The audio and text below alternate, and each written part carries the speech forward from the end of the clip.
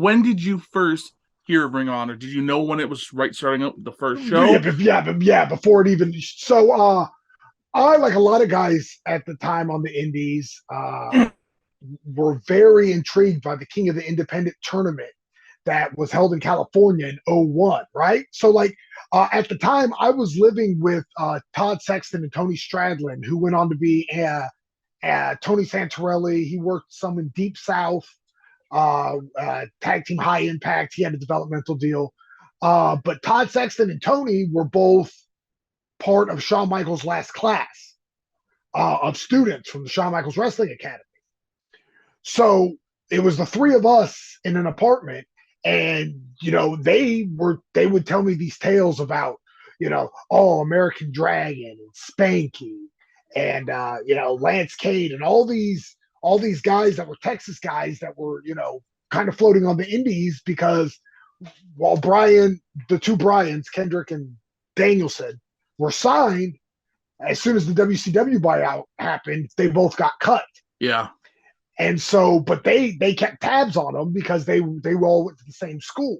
And So right then there we hear was about more victims of the trickle down effect that you were talking about before, where even in developmental, there's only so many spaces.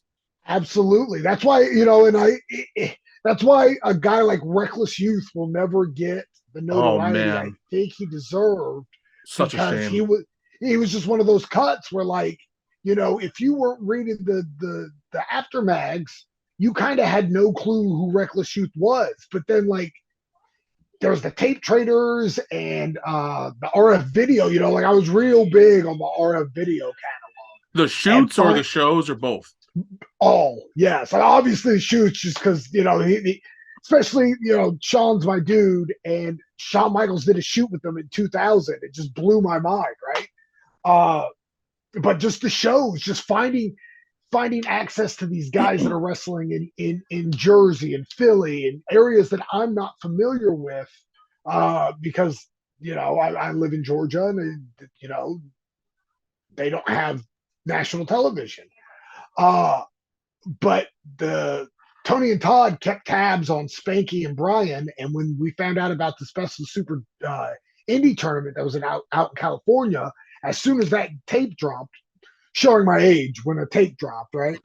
Uh, but as soon as that video cassette dropped, we were all over it, just blown away. Like, oh my god, look at all this talent, right?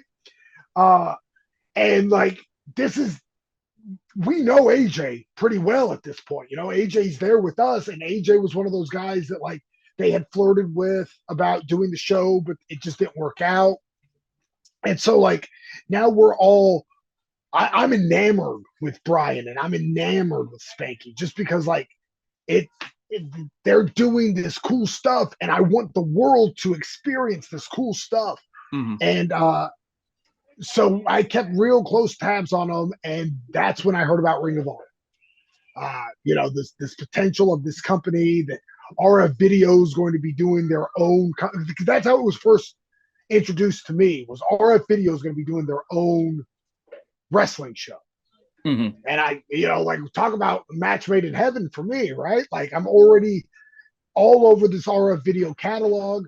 And now it's getting all these best guys from all over the country to come do this show. So, like, I was a day one ish kind of guy,